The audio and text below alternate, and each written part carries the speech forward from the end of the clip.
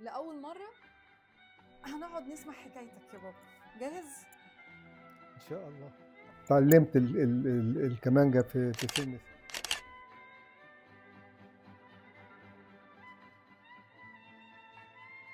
عايزاك تحكي لي الأول عن نشأتك، العيلة، جدو، نانا، مين، اتربيت فين، انت منين، اخواتك مين؟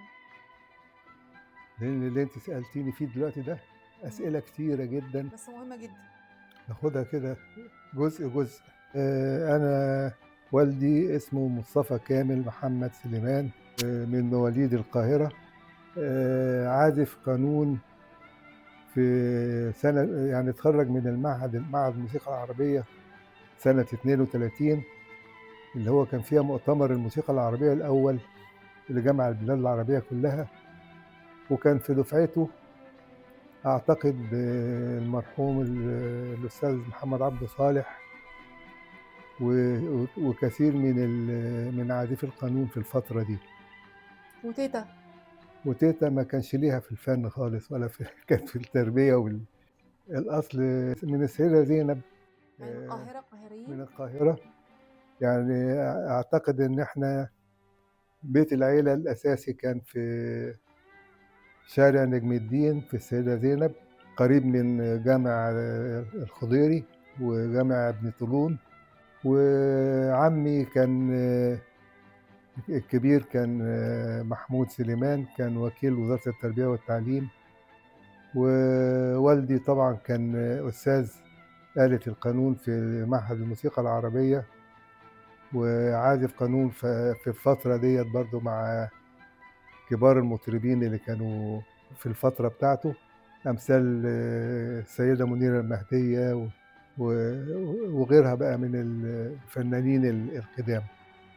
ماما بقى كانت ست بيت راعية الأولاد بشكل متميز، ربتنا أحسن تربية على الأخلاق والقيم. ما عنديش فكرة بالضبط الأصول. جدتي كانت من شبرا، وكانت ساكنة في شبرا هي وخلاني، بس الأصول بتاعتهم ما عنديش فكرة بالضبط.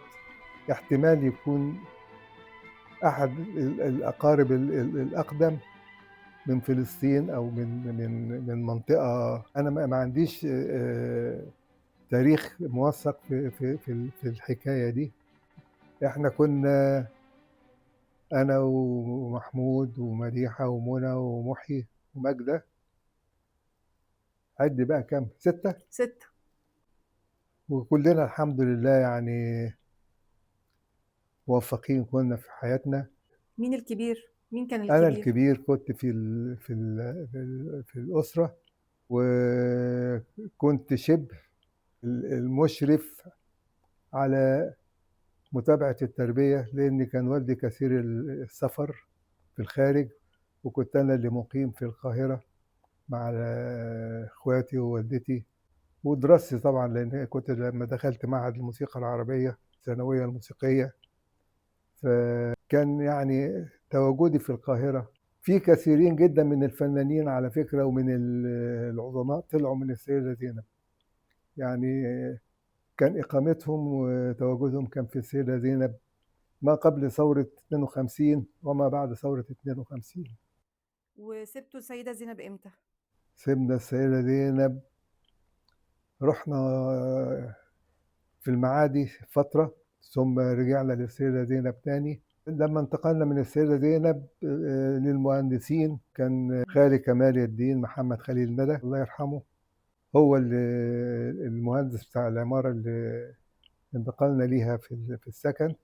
وكان هو مسؤول الجيزة عن الإسكان وعن الهندسة العمرانية اللي موجودة فيها في المحافظة.